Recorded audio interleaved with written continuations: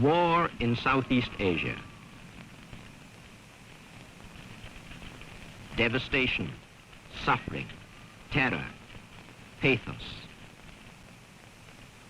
Senseless, hopeless, depraved.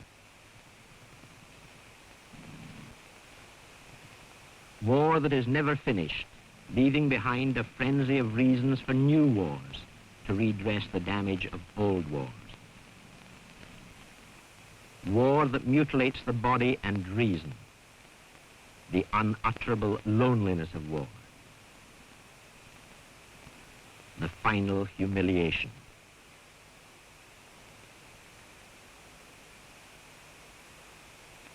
War anywhere.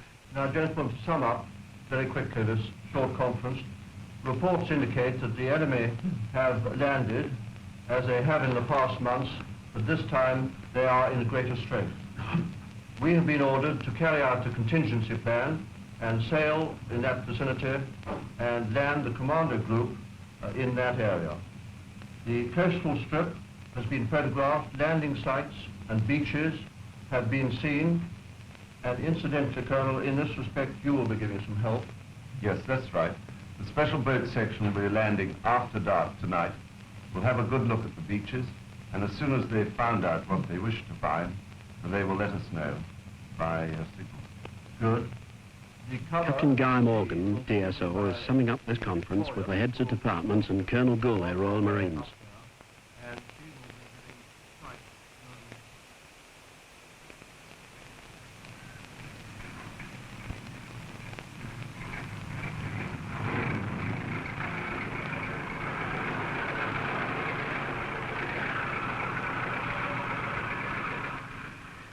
Nearly 4 weeks ago, Bulwark embarked Marine Commandos 4.0 and 4.2 under Colonels Ian Goulet and John Tamplin, together with all transport and arms. 4.0 and 4.2 Royal Marine Commandos have already served with distinction in the jungles of Borneo, Sarawak and the deserts of the Middle East. Lieutenant Ray Ingram, Royal Marines, serves in Bulwark and is part of a small permanent liaison party. Seasoned, trained men, individualists combined into a fused, integrated group.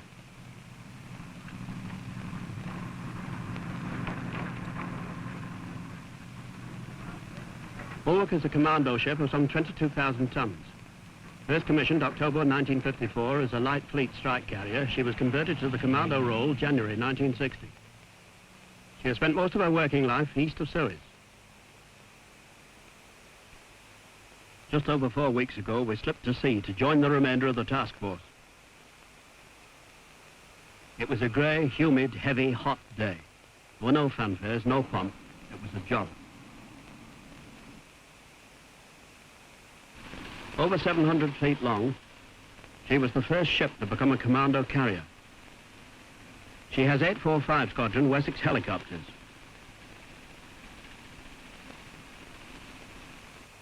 Under thy wings will I trust.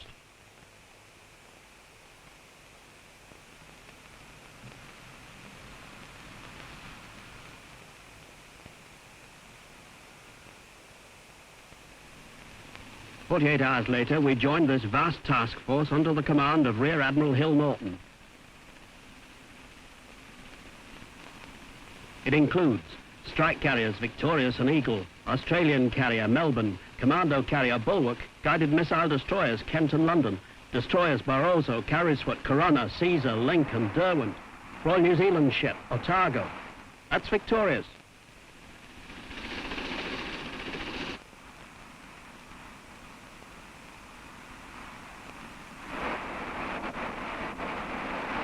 That's Kent, the guided missile destroyer. Why were we here? Intelligence had given detailed and accurate reports of an aggressive state's massive build-up of troops and supplies aimed at a friend. Yet we have had to wait until called. So here we are in a strategic area steaming in an apparently aimless pattern. Lieutenant Commander Sean MacPhail, second in command flying, responsible for all takeoffs, landings, etc. Major Tony Eyre, Royal Marines, in command of Bulwark's Marine Liaison Party. Successful embarkation of troops into helicopters will be his special responsibility.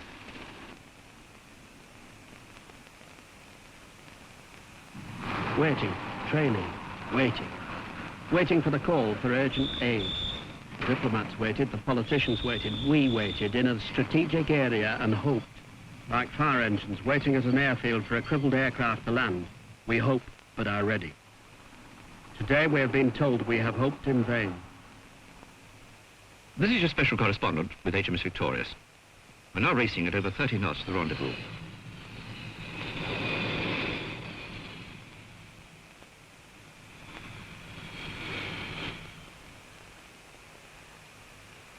On the right is the mirror landing gear. This guides the pilot onto the flight deck.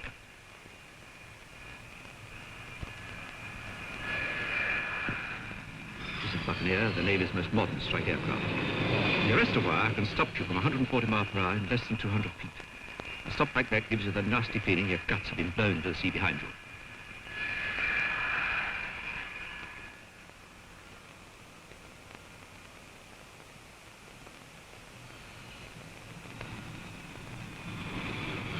Sea Vixen, a developed and proven aircraft.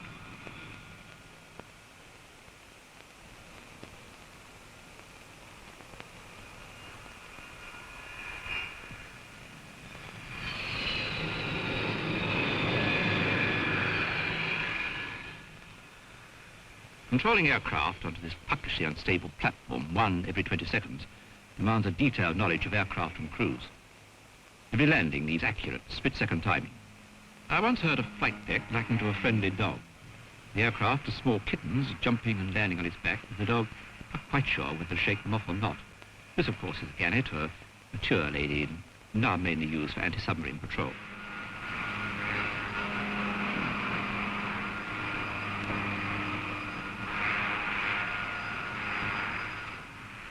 Strike carriers are screaming, noisy brute. Jets belching the challenge of exultant power with eardrum bursting ferocity. Lip bells clang, the thump of heavy aircraft landing, the heat, the stench of avgas. Captain Davenport, OB, in command of Victorious. What time do we get to the area, pilot? 22:30, sir. Well, I don't want to hang around here too long. Whilst we're racing to the battle area, let me recap on the situation. The enemy has struck in two places.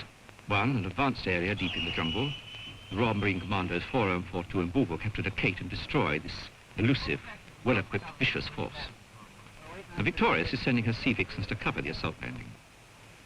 Once we have covered the Marines' landing, we steam like a scalded cat to the second area, about 100 miles north. Here, on the open plains, the enemy's main heavily armed force is streaming through in great strength.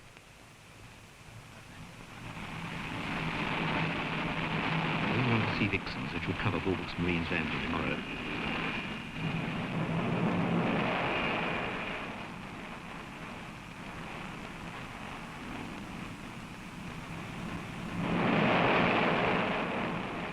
Our strike aircraft, together with HMS Eagles, must blast and stop this modern force. It's here that the Buccaneers will prove themselves. Once the enemy's been stopped, we intend putting in more Marines and bringing in the Army. And we have to clear airstrips for the RAF.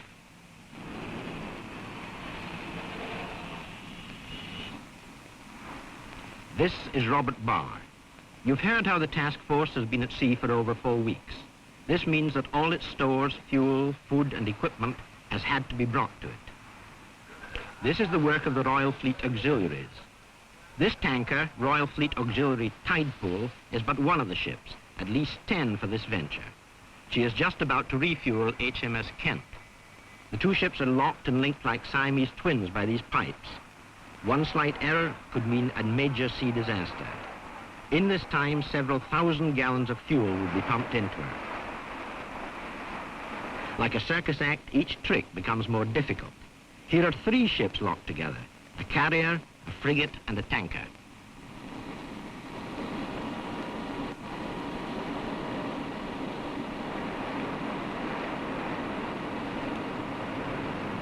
Bulwark's ops room, the ship's nerve centre. Ops Officer Lieutenant Commander Ninian Auld is for the Captain, Royal Marines. All blown up. With your beaches, Queen Green, Queen Red, the 2 landing sites, Blue 1 and Blue 3. Yes. The prominent features close to them, Eagle's Claw and Vulture's Beak. The road running south, And the river, of course, or rivers, which we shan't use in the early stages, but we may be using them later on. Yes. Not very much information about the enemy as yet. Weak battalion in the area. We hope to know rather more from your SBS boys in the submarine. This is the Chief Petty Officer's bar. It's all right for you. You've just bought your iPad, haven't you, to Hong Kong? Yeah, well, it's just 100 quid, isn't it? To start with, and how much have you got? Well, good on this holiday, you know. So how much does that work out a day in the hotel? Well, we got a very good hotel for about $35 a day, which is near enough. Just over £2 a day. That was without food, you know. Oh, you had to pay for this extra, huh? Oh, yeah. Well, you do, yeah. Instead of doing an 18-month commission, if we cut it down to a year, do you think that'd be better? Definitely. I prefer a year commission, say, with a holiday for the wife to join you about halfway through. Yes. And give her a break.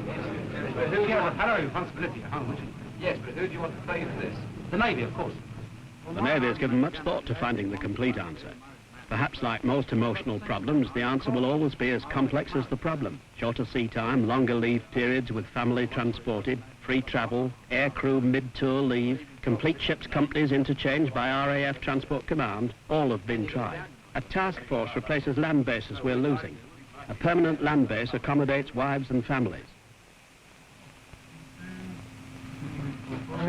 Stoker Anderson.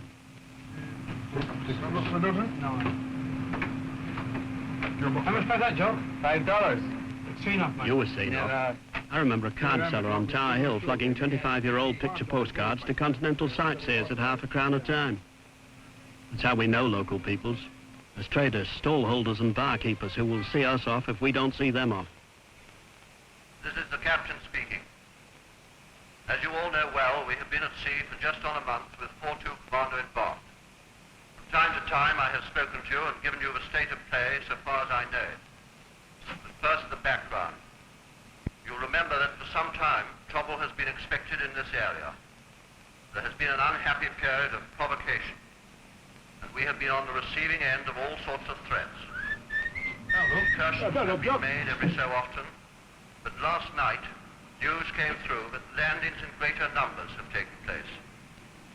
We are therefore closing the area with a view to carrying out an assault and putting in the Marines to bat at long last. They'll be up against ruthless, well-armed forces, and in addition, the locals are being terrorized and pillaged and have asked for help, so we shall have to do all we can to land supplies and medical teams. Now, the way that this is going to be tackled is from two separate areas. The northern one will be the concern of the Victorious, who will be putting in her strikes there, and so she'll have little effort to spare to support us.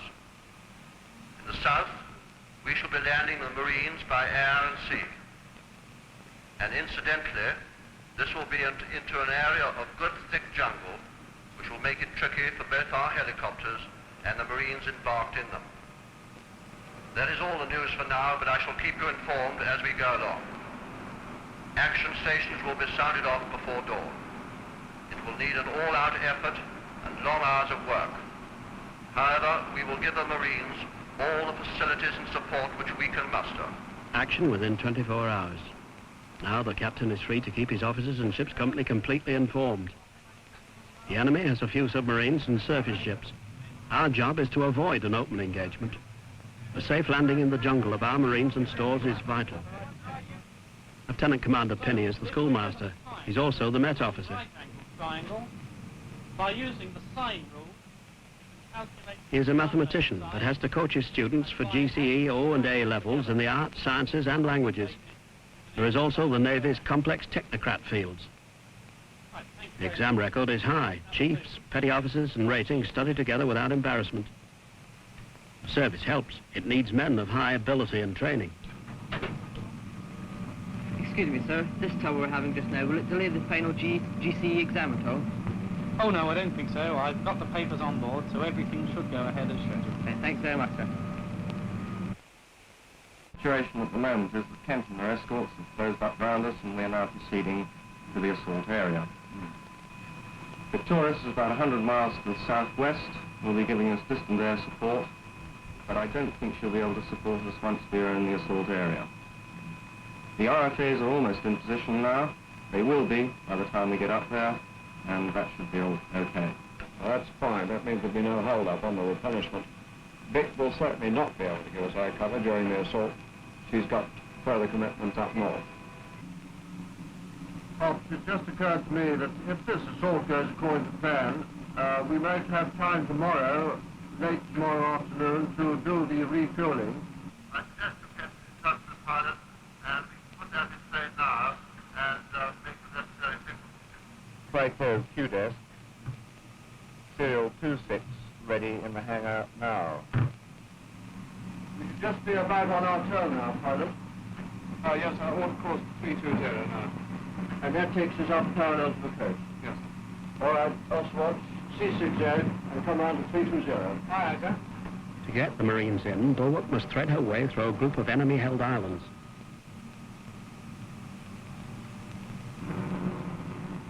Pilot, we all right for speed? We're a little ahead, so I suggest we come down to 12 knots. Bulwark is driven by geared turbines developing a shaft horsepower of 78,000. At full boost, these drive her through the seas at 30 knots. The wheelhouse is down in the bows of the ship. Aircraft launchings and landings, operational calls mean constant violent changes of speed. So our carrier's engines are under permanent stress and need unceasing care and maintenance.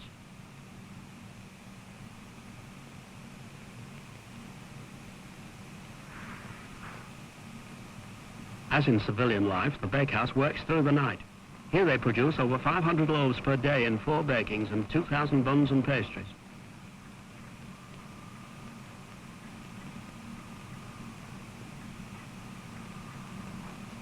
The buns are receiving the final happy polish.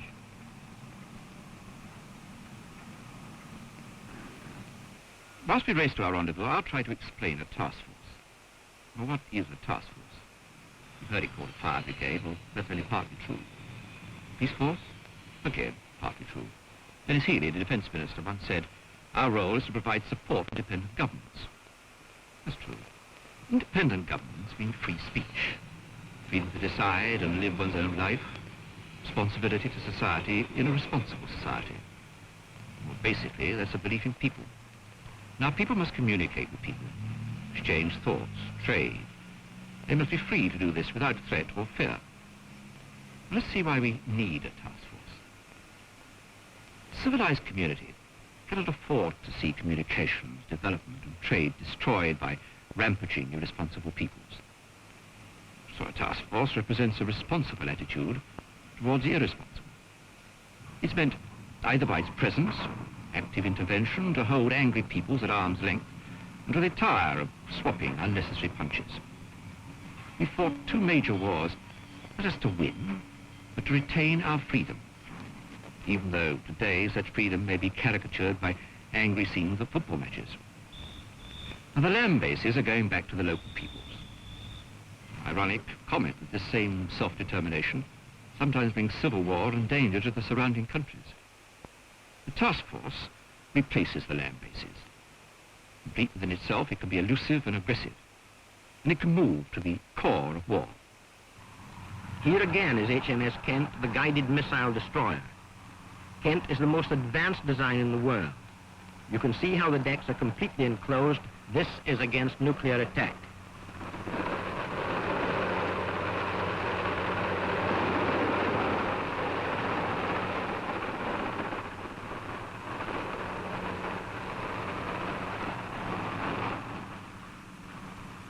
Captain Lewis, RN, he commands a team of high ability, physicists, electrical and electronic graduates, nearly 500 crew in all. Sea Slug and Sea Cat guided weapon systems can deal with attacks from the most modern aircraft at both close and long range.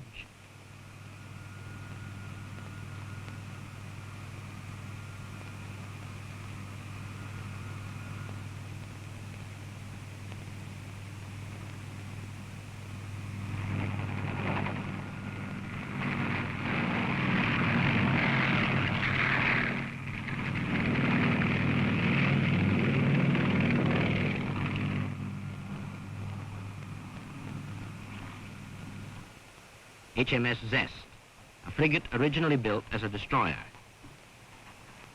Our captain, Commander Fidian Green, RN, is a Fleet Air Arm pilot.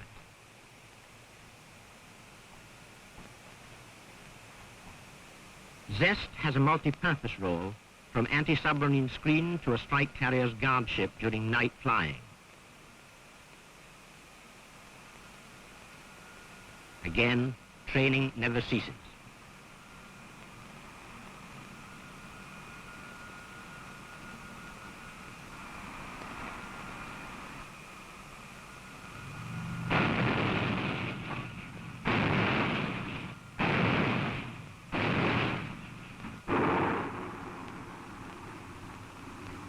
In Bulwark, the pilots are receiving the penultimate briefing.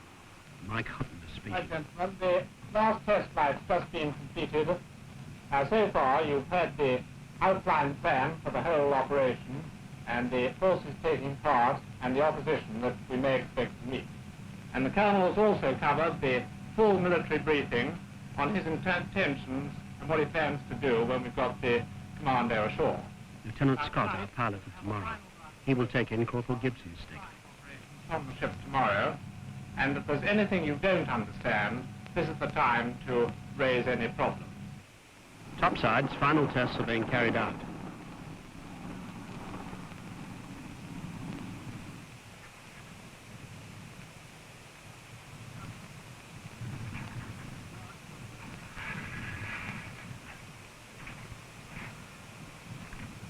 Maintenance, constant care.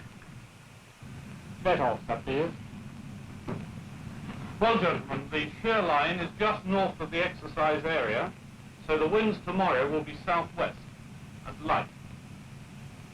It's likely to be partly cloudy to cloudy. Lieutenant Commander Penny, the schoolmaster, wearing his meteorology hat. Visibility will be good, apart from in the showers, and I think the temperature will rise to perhaps 29 degrees centigrade during the day. The smooth organisation getting the Marines away tomorrow at dawn is the responsibility of Major Tony Eyre, here with Lieutenant Ray Ingram, Royal Marines, responsible for the stores and equipment. Because Jumbo and the ship's crane will be working loading LCAs and the pontoon. The pressure around 1,000 feet. Are there any questions? How about Mobats? Mobats, I think we'd better put right forward on the island, up by the company dumps. And then with your stores up there, we should have those away by halfway through the forenoon, and then we shall get on to the logistic phase of which we talked.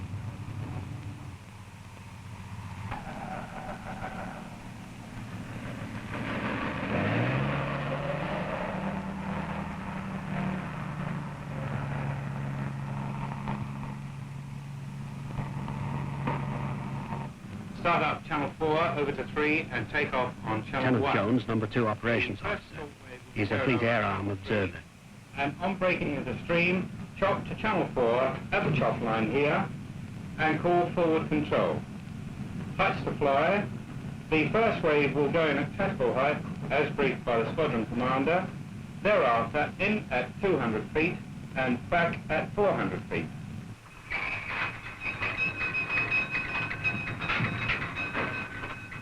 Are there any questions, please?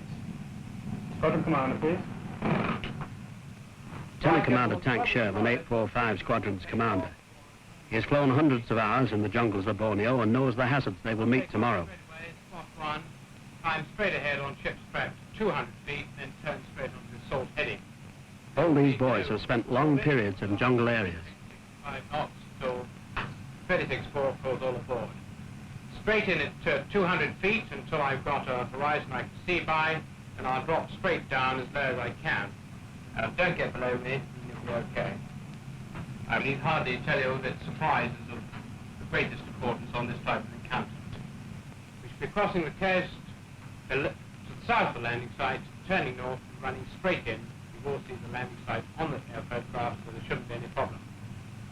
We're aiming to land where the enemy isn't, but we can't be 100% certain about this. So in case of unexpected opposition, all pairs leaders will mount side-mounted machine guns. They're in defense, and all number 2s will carry fixable firing armament to support. Apart from that, it's SOP. We return to the ship, break down the stream, and the build up as rapid as possible. All clear?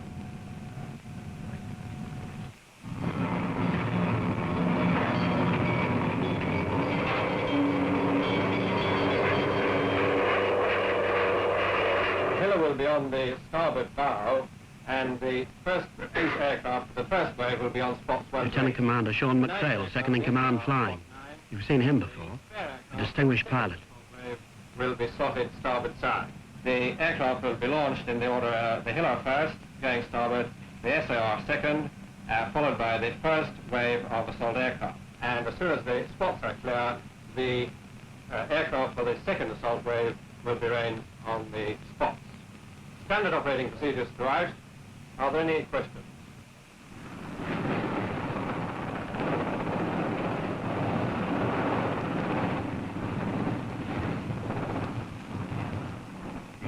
Chelsea's better. No, much early days, I reckon that's enough.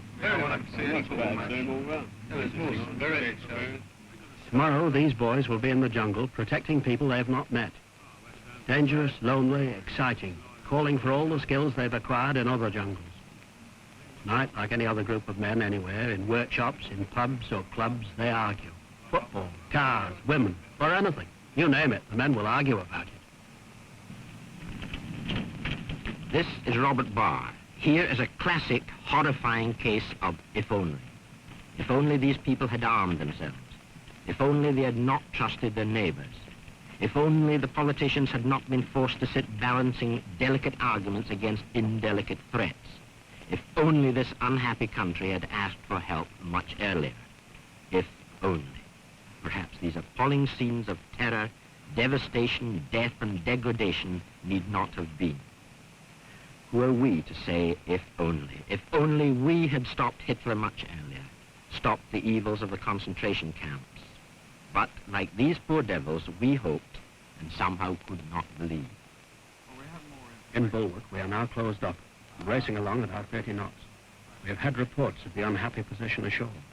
All is tense, yet without unnecessary tension. As soon as the landing site is secured, I think the intention is to go up towards Eagle's Claw, where we have one company of the enemy. I see. The Colonel has decided that Eagle's Claw must be the first objective to clear the way for our logistic support coming in over Queen Green Beach. And this will be taken by the second company coming over Queen Red Beach. First of all, we must secure that Blue 1 and Blue 3 landing site, and that will be assaulted by the helicopter-borne company, which will be Alpha Company. As soon as they are ashore, they will split up. One troop will go up the road, and the other two troops we want to lift round by helicopter to do a hook round the rear of Eagle's Claw. With the latest intelligence, the Colonel is quite confident that one company will be sufficient to take that feature. That'll mean taking 4 helicopters out of the stream to Blue 1 to take the troops round to Eagle's Claw. Yes, it will be, sir. Look, I've got you both up here before we get down to final briefing. There's a minor drama. For the initial launch, the ship is now forced to operate a few miles further away than we'd originally planned. But for the actual touchdown and the assault, this is going to be still all right. And we can increase the fuel by an extra 200 pounds. And Sean, the captain, says he can give me another 5 knots of wind over the deck. So we'll just launch that a little bit earlier, and I reckon all will do well. You happy, Jack? Yes, well, I see no problem there, sir. With the extra 5 knots over the deck, we'll be right with the extra 200 pounds weight on takeoff. And, of course, we'll have burnt off more fuel and be approximately the same weight at the landing site. The only thing it will affect is that on return back to the ship, our fuel margins will be lower, so we'll have to get on without any delay. Yes, I see no problem for the launch or recovery. We're well within limits for engaging rotors and for landing and takeoff, Yeah. sir. And if we have briefing 10 minutes before we had normally planned. Fine. The early call. 2 hours from now, these boys will be in the jungle. Get them moving. Come on. Take them on. Come on. If you want to keep close to the side, come along. Get out. Contra. This was to be Anderson's GCE day. He faces a very different test. Book my Delta this morning, Derek. This is the morning. civilized wash.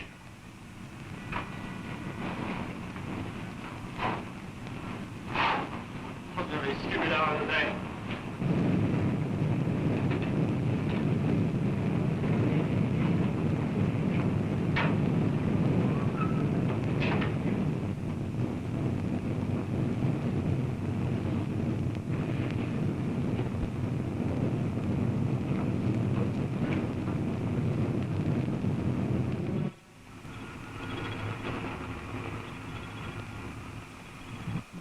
Ready to come 250. 250, that's the final approach course, pilot. Yes, sir. All right, Officer Watts, come on 250. Aye, sir.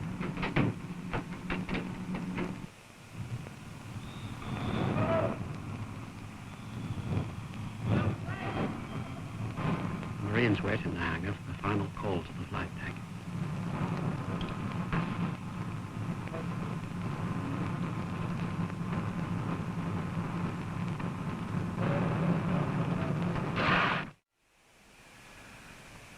Our pilot has received his final briefing.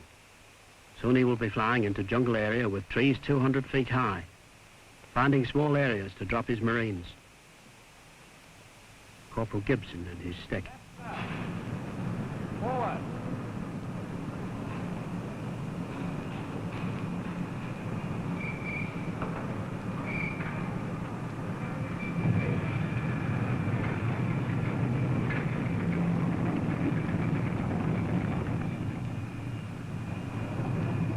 Stand up.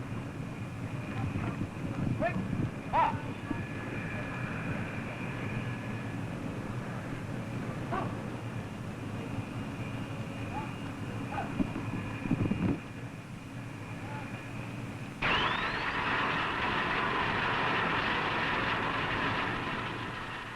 Each Marine has a check card. This is handed in before he embarks. Our old friend the schoolmaster collects these cards and helps marshal the Marines on the flight deck.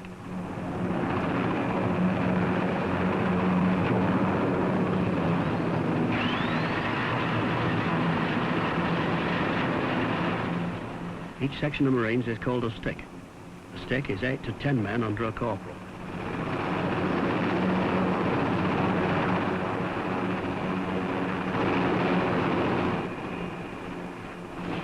Gibson's stick embarks.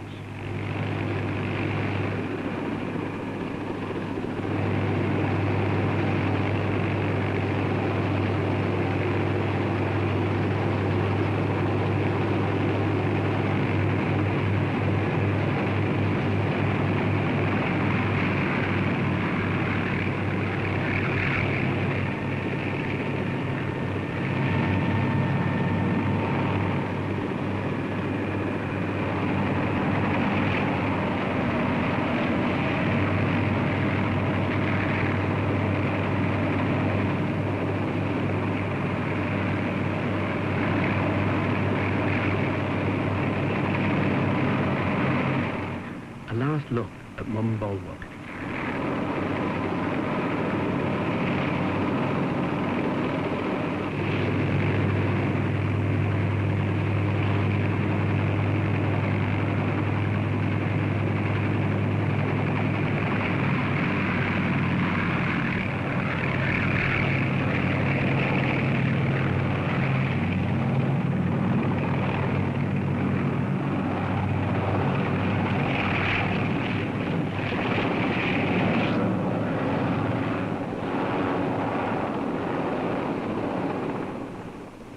So they stream out, up from the bowels of the ship and then down into the bowels of the jungle. Why did they do it? What makes them choose this way to live against working in an office, factory, or as commercial travellers, or even professional footballers? Simplify the issues. Someone is being hurt. They are going to stop it. Oh, much too simple. It's not just that. These men are not moralists or missionaries. Talk to them of moralities, hand them Bibles and patriotic marching songs, and they'll look at you with some amusement.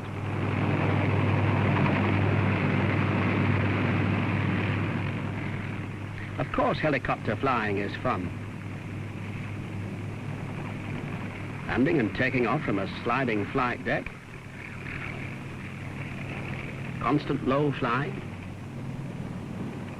It calls for skill and so many permutations of any one given situation.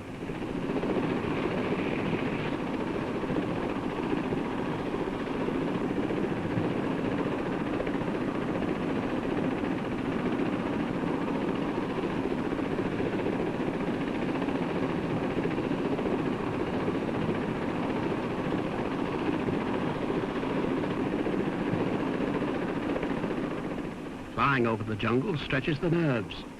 Add an unseen enemy waiting to bang away and the tingling edges up.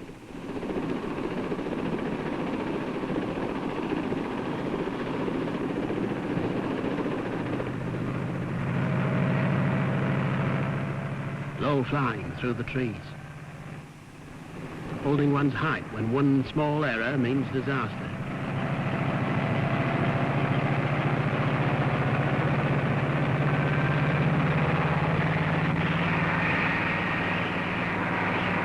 Wit, training and trust in the machine.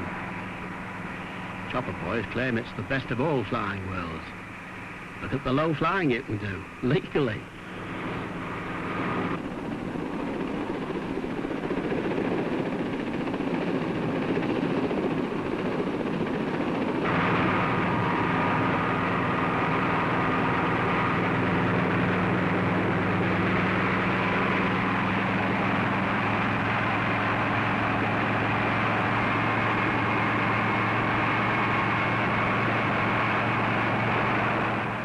One thing these men know for sure is that their real master is Her Majesty's government. They do not move unless ordered to do so by Her Majesty's government. Service life, soldiering with its known discomforts, its known dangers, is to these men an accepted way of life. It offers a personal challenge and excitement. It has its own freedoms, its own loyalties. It is an interdependence upon each other and so its own responsibility. It keeps you alert and wary. When they see the damage caused, the mutilated bodies, the bereaved children, the women crying over the dead, like us, they'll be moved to tears and then to blinding anger, for they are ordinary men. Like us, they'll be bemused by man's bestiality to man, then they'll get on with the job of clearing up the mess.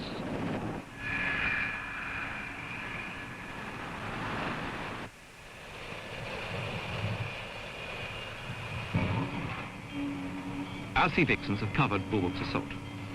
We're now steaming full bore to join HMS Eagle.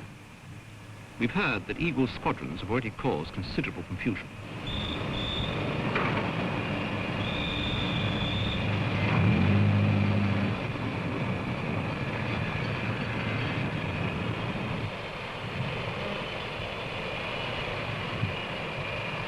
The young pilot is inspecting his aircraft.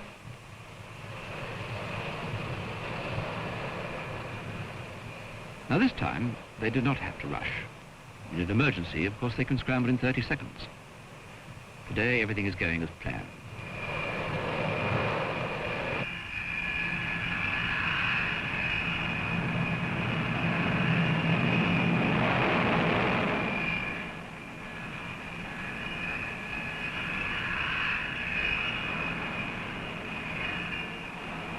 This is Lieutenant Hamilton. He's typical of today's aircrew.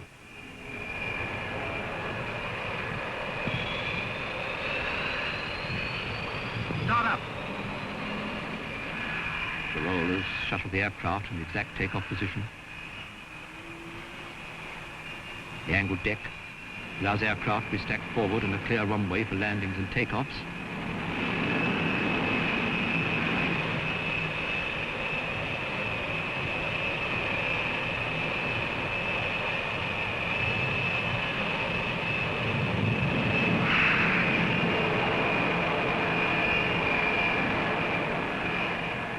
The other rollers again.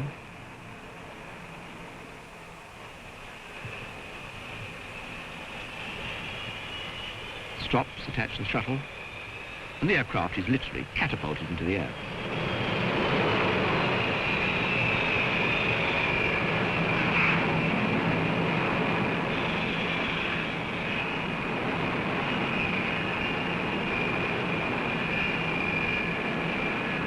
Here's the shuttle being attached to the strop.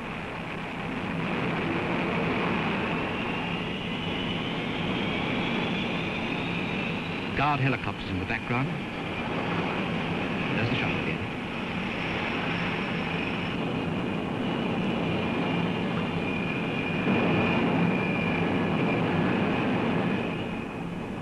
So they go. 1 every 20 seconds. 3 a minute.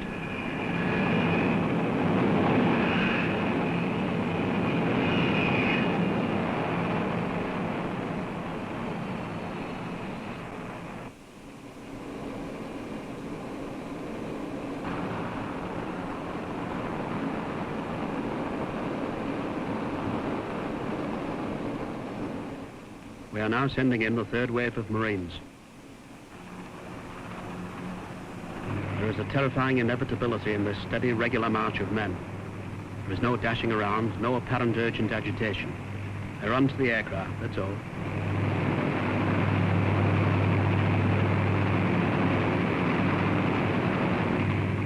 The training, the constant rehearsing, the planning have brought this operation to its smooth, unscampered efficiency. This way is the fast way. Several hundred Marines can be airborne every 15 minutes.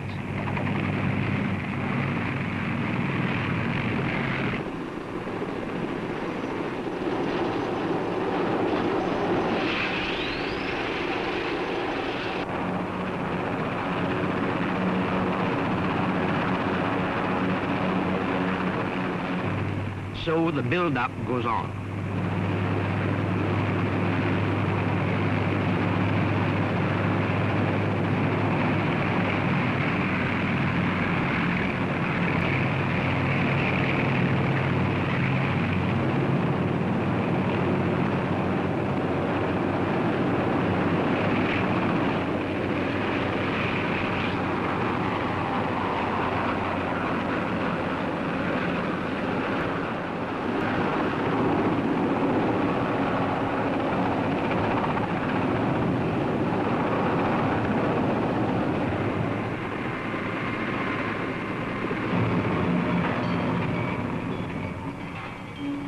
Now the seaborne landing is on. They are going into an area cleared by the Marines. This is affectionately known as Dumbo. You will notice that the Remis are here.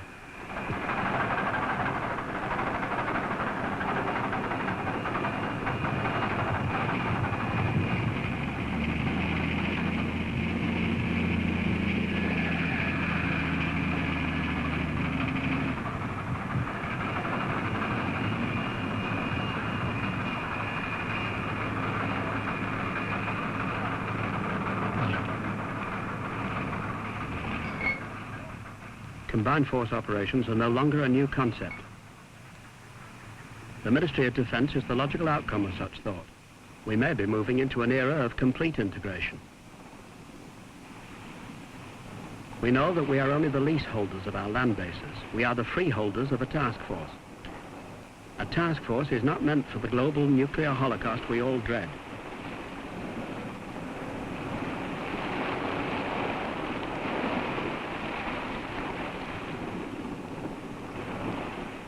The Navy's main role has been guarding the sea lanes and shepherding men and supplies from base to base. Of course, this has entailed major naval actions. But the Navy's role is changing, and it is no longer just an escort. So the degree of cooperation may change. The scenes you have been watching are normal cooperation, Army, Marines, and Navy. But the Army has only a small role in this part of the operation. This could change.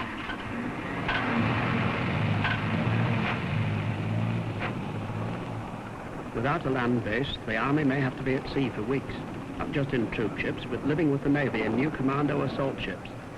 This will call for considerable emotional and personal readjustments. Old prejudices and shibboleths must go. The Army side will still fight in the deserts, plains and jungles, but its base could be the carrier. Indeed, HMS Fearless is the new assault ship designed for such work. The captain fights and controls his ship from the ops room. Modern naval craft are designed for this. The captain on the bridge is now like a dodo. The recce troop is moving south down the road towards Comic Nest, where we think the other enemy company is. The third enemy company, which is spread out over Vulture's Beak, is giving rather more trouble than we expected and may have to be dealt with. Now, what about the reserve company on board? Are we likely to have to land them? Well, that's yours, I think. Yes, sir, I've just heard from the Colonel, and in fact he would like to bring in the reserve company. He intends to bring them in to relieve Alpha Company, who have been holding the landing site, and then once that is completed, Alpha Company will push down the road to the southeast behind the wreckage. That should be all right. And the build-up, is that going according to plan? Yes, sir. We shall have choppers to do the job with. We shall be on the logistic build-up then, and we shall just take 4 off and use it for the company lift, and it'll just slow the build-up down a little.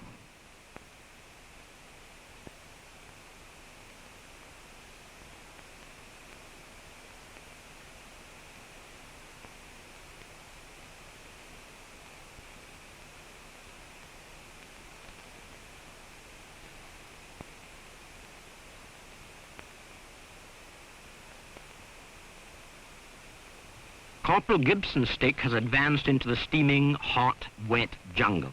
Apart from the natural hazard, there is an adept, agile, and unseen enemy. You learn to move without sound, without trace. You accept the violent, heavy, tacky heat, the dark and the wet, where every step, every move seems to sap the marrow, suck at your energy. You learn to trust. You have to trust. Soon RAF helicopter and strike aircraft will be brought into the landing strips cleared by the Marines. Loss of land bases and some overflying rights not only affect the Army, Navy and their future integration, but the RAF.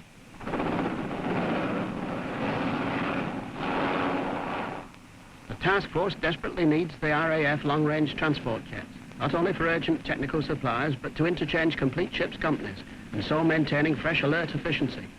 Task force might have to accept a very close integration with the RAF. Here is the reason for a task force, to prevent this kind of senseless terror, or at least localize it. Today the task force seems the answer. Maybe there are others. We have seen but one aspect of the work. In a civilized world, we must accept some responsibility. Responsibility is collective. We know the wasting terrors of war. We should take some part in preventing it happening anywhere. It is the people you see here who suffer. Theirs is the loneliness of abject despair. And so the work goes on. A tight, dependent community, working for a people they have not met and may never meet.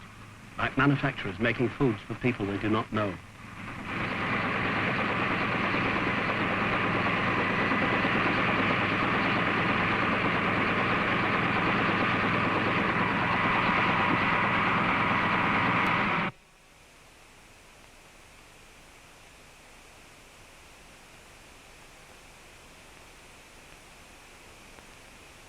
In a strange, bizarre way, these boys are also helping the export drive so urgently demanded by the government. Goods can only be traded in a peaceful world.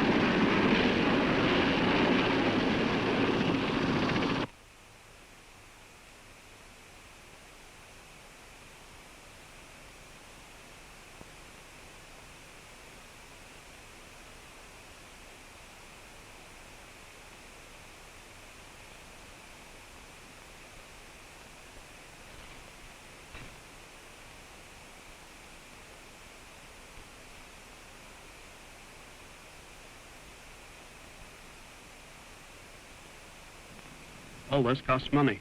All the stores you've seen poured into the jungle, the vast quantities of fuel used. To train a pilot costs £24,000. An average unmarried lieutenant receives over £1,500 a year. Each Wessex helicopter costs £190,000, consumes 100 gallons per hour in these conditions. 6 hours flying uses 600 gallons of fuel per day for one helicopter.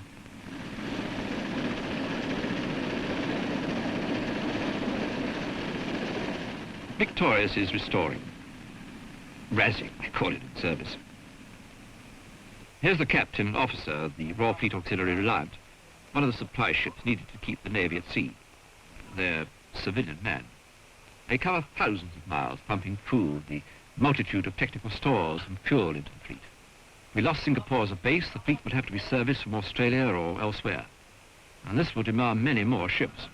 They operate alone, the supply line stretched, they may have to be convoyed. Victorious, with his crew of 1,400 seamen and technicians, plus 4 squadrons, another 400, nearly 1,800 men, consumes even more food than Bulwark, needs more fuel. In fact, nearly twice as much. Bulwark, with a full complement of Marine commandos, will also have nearly 1,800 to feed. They will eat 6,400 pounds of meat per week. Enough meat for an average family of 4 for 8 years. 1,100 pounds of sausages, 19,510 pounds of potatoes, 10,000 eggs, 2,200 pounds of fresh fruit, 1,200 cartons of ice cream, and so on. That's only a week's supply. Now add all the military stores and supplies to keep the shore forces going. Add the immense capital investment. Victorious, with her many refits, is worth around £40 million. Her aircraft, 25 million. Bulwark is worth about £30 million. Her aircraft, around £2 million. Here's the Gannet giving Bulwark air cover during the RAS. Add the other ships comprising a task force, and there is a capital investment of over £250 million. Pay must compare with civilian pay. A petty officer can make over £25 a week. Most of that can be saved. The married men are buying their own houses through mortgage schemes arranged by the Navy. And highly skilled, expensively trained personnel. Well, the exam goes ahead as planned. These men are part of our new world.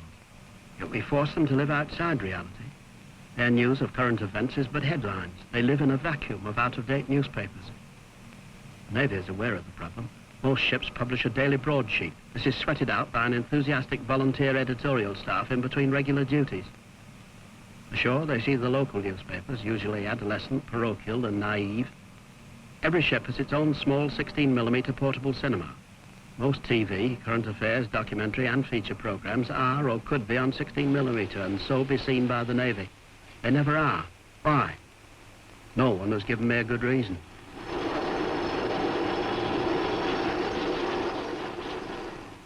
Bulwark has a highly qualified medical staff and good facilities. As soon as the Marines have completed their task here, they will be withdrawn and taken up north. Bulwark not only brings the Marines to the area, but acts as depot ship, hospital, etc. Where the helicopter mark is. He should have been back about 10 minutes ago, and he's not back. It's getting a little late. Ironic that the smoothest way for getting the wounded below is on the bomb lift.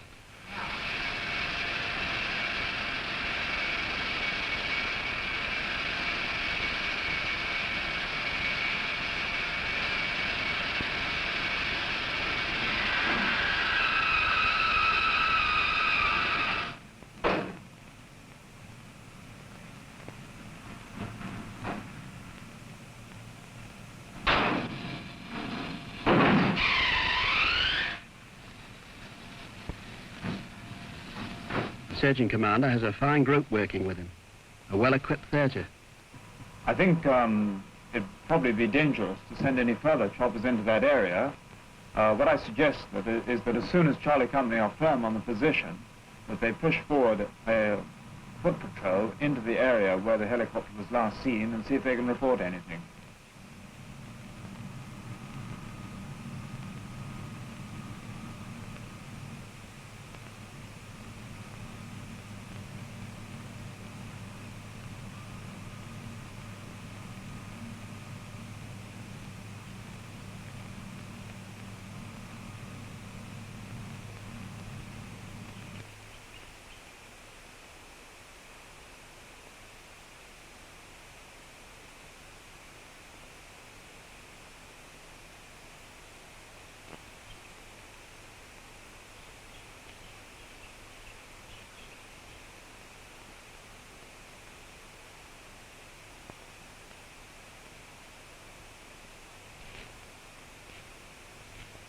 so the work goes on.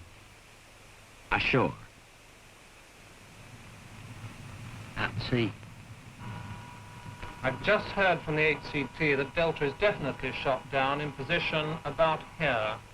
Just about the patrol position, isn't it, Jeff? Captain, this is Ops. We've just had confirmation that Delta is down, almost in the position where she put the patrol in. You've seen today's concept of task force at work. It must be ready for action or any duty anywhere, wherever the government of the day may send it. Is there a justification for this immense effort, this police work, this vast expense? Let's again quote Dennis Healy. First of all, we've got direct obligations to defend and to keep order in countries which are still under British rule, like Hong Kong in the Far East, Swaziland in Southern Africa. And secondly, we've treaty obligations to help countries either in the Commonwealth, like Malaysia, or outside it, like Kuwait, which feel themselves threatened by foreign enemies. You know, we just can't welch on these obligations. But there's a third and more general reason why we are east of Suez today. Very often, just by having troops around, we can help to prevent a war breaking out, or stop it from spreading when it does break out. That's in fact what we did in East Africa 2 years ago. We hadn't been able to send troops in when we were asked by the independent governments. The whole of East Africa might have been plunged into chaos like the Congo in fact was. Don't forget, we walk out of a country, there are other countries around may walk in. In fact, if we're wanted in a country and we walk out, we may leave behind us nothing but violence and anarchy. Well, there's the justification. The task force, in the distinct form you've seen it, can work until the mid-70s. From then on, the heart of this particular concept, the carriers, will be the end of their operational careers. The Defence Review plans a very different Navy and but suggests a new concept of task force work. The peoples who today need the presence and protection of a task force, if not its active intervention, might still need support after the 1970s. We can't assume that within 10 years they will have found stability, democratic governments and administrations suitable to their distinct needs and cultures and not mere copies of the West. The Western world has been a wary peace. Can we expect others to mature politically and socially faster than the West? We hope the Western world will never again rend itself with a conventional war. But we know that this could rapidly escalate to a nuclear holocaust. The Middle and Far East may see a whole series of conflagrations. As a colonial power, our record was no worse and in most cases better than other colonial administrations. But we are responsible for many of the problems. We owe stability to these people whilst they emerge from bewildered illiteracy through emotional literacy to stable government. So a task force is essential. Well, what shape will it take? We're to lose the carrier. But somehow troops and supplies must be got in, airstrips cleared. So we must have ships and helicopters, plus close support strike aircraft. We have the new assault ships planned. One, HMS Fearless, is already operational. We have fine escorts, Kent, London, Ajax, etc., and others now building or planned. Today, the lower deck is crammed with skilled technicians who live and be paid according to their merits with financial returns and prospects equal to their civilian counterparts. The wardroom offers opportunities for the grammar school boy, the physicist, the technocrat, and of course the leader. This will not change in 10 years. Perhaps future governments will integrate all three services, who knows? If so, the Navy will be an integral part of such a command. But whatever happens, if we accept our obligations, the Navy will still be an essential service after the 1970s. Fact and definitive statements cannot be made. All that can be said is that the future is still very open. The stable Middle and Far East will bring immense financial benefits and returns from the exports we must make to live. We cannot afford to make consumer goods which we must consume ourselves because world markets are barred to us. In the 1920s to 30s, we wrapped ourselves in cosy cotton wool, believing in a perfect world. Or rather, not wishing to believe in an imperfect world. Alas, we live in an imperfect world. We are part of and responsible for many of its imperfections. In a perfect world, there'll be no place for a task force, no place for police, customs officers, inspectors of taxes, politicians. Perhaps no place for God. Meanwhile, we should pray.